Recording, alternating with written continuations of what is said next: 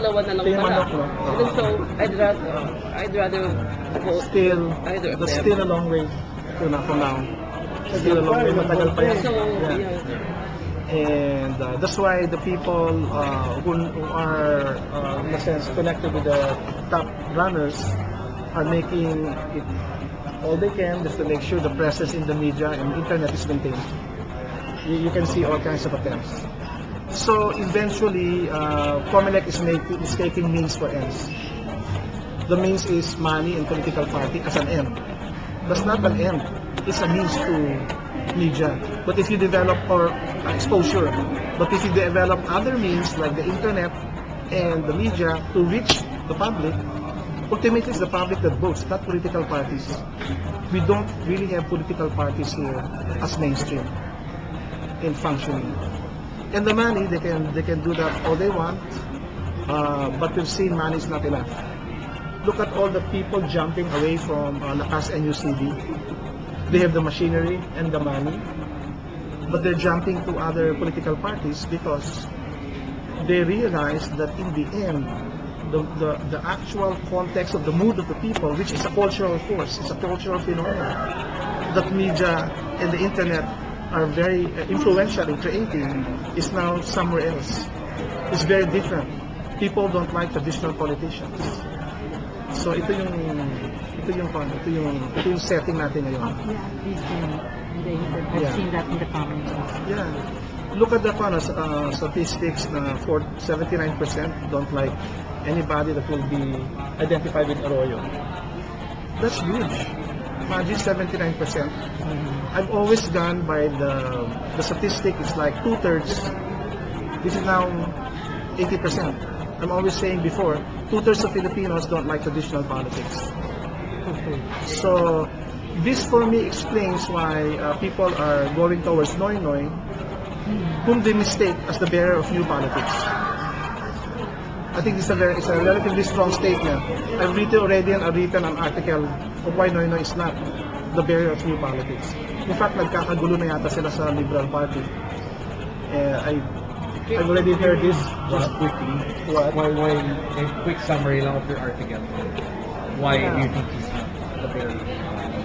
Okay, number one, there was a reliance on a kind of branding, basically name recognition, instead of a useful discussion, an open discussion. Doesn't encourage a useful conversation. It's not platform. Yes, exactly. And and then the second most important thing, people don't understand the historical lessons that need to be learned with people power. People Power 1 and People Power 2 were mass mobilizations against something. But after the person is overturned or the bad government is overturned, there's no vision, so everything is in disarray. So there's no complete vision of the future. Yun. And so I think meron pa yun. I think there are 8. I think you can just kind of take a look na lang.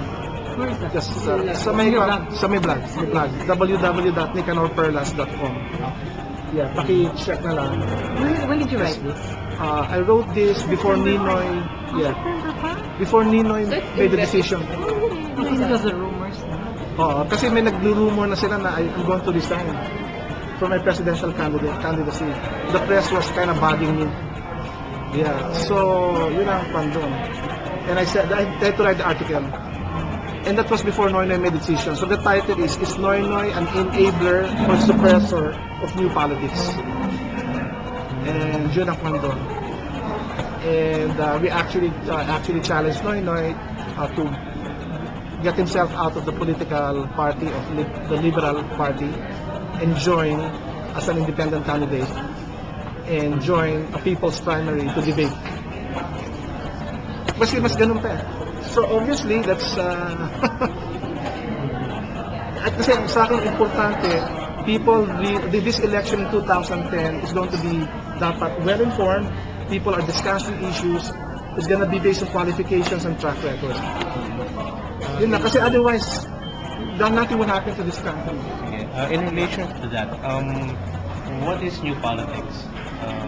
maraming characteristics Maraming characteristics. maraming characteristics ng new Yeah. politics. I've actually written so many articles on it. Yeah. But the one that's immediately connected sa elections, dito, number one siguro is not an over-reliance on money.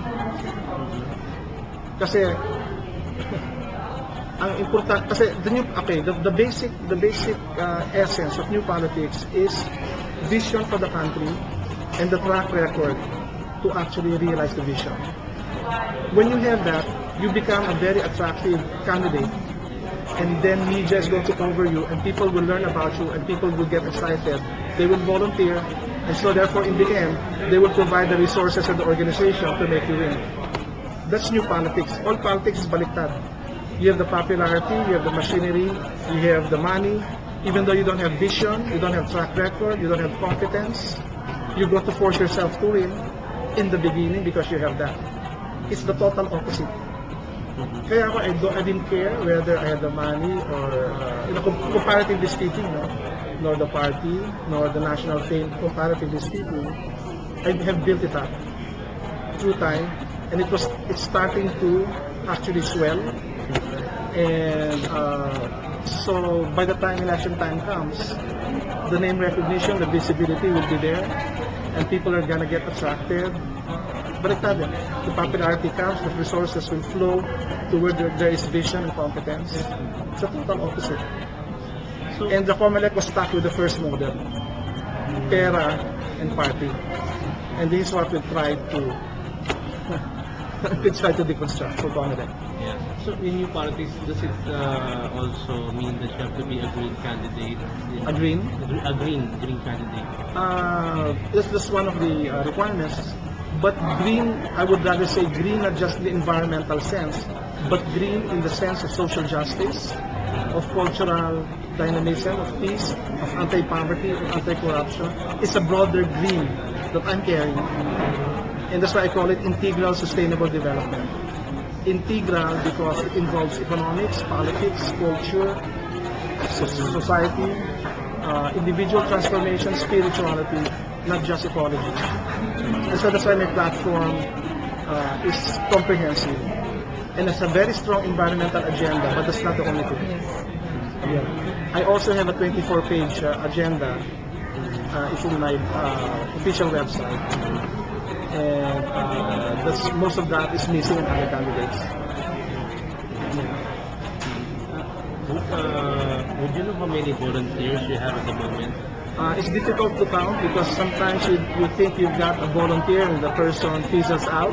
And sometimes you think you don't get a volunteer, but then all of a sudden you've got some real volunteers.